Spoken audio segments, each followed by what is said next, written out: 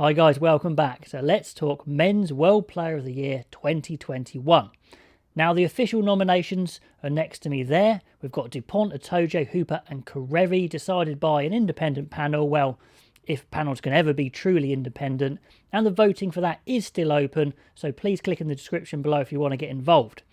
However, there's been some pretty notable omissions that I really want to correct in this video, and in the link below is a link to my vote for World Player of the Year, hypothetical World Player of the Year, as I see a bit of a corrected and extended list.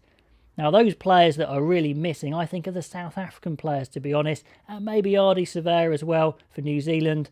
They'd probably be my list, but I will put an 8th option as other.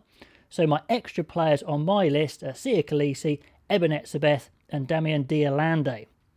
Just been absolutely phenomenal for South Africa. Now, I'll say one thing, and I really want you guys to pop your comments below on this, is do these players need to have won something to be on the list? Because, of course, the guys originally on the list here, the official list, they haven't actually won any championships, any Six Nations, or the Rugby Championship. However, South Africa obviously have won the Lions series, and that was pretty beastly work from them, and they've got some big results as well. Ardie Savea, of course, has won the Rugby Championship, so is it important if your team wins, or is it really just the individual performance? Now, why aren't there any South African players on the official list? Well, I don't know.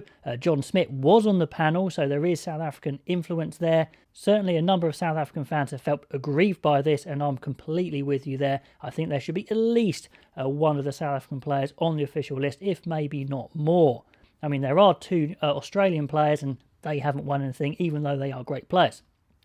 Dupont, fantastic scrum half. Itoje's been playing well in the Lions series, but was he the best second row in the Lions series? I would say Ebenezer outperformed him there, so maybe he's probably not on the list for this year for me.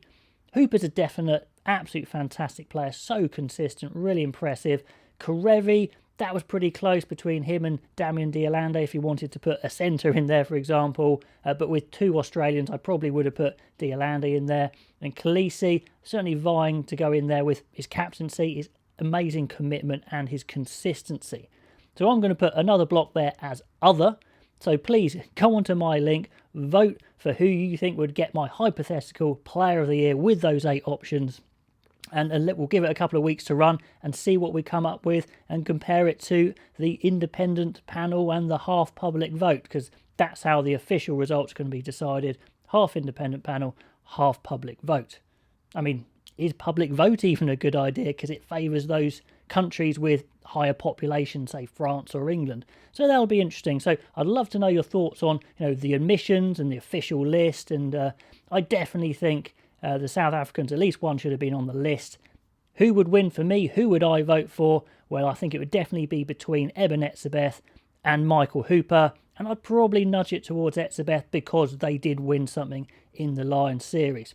Anyway, guys, get down below, get voting officially, get voting in my vote as well. And I'll come back in a couple of weeks with the results. Really interested to see how they'll come out, and I'll catch you next time.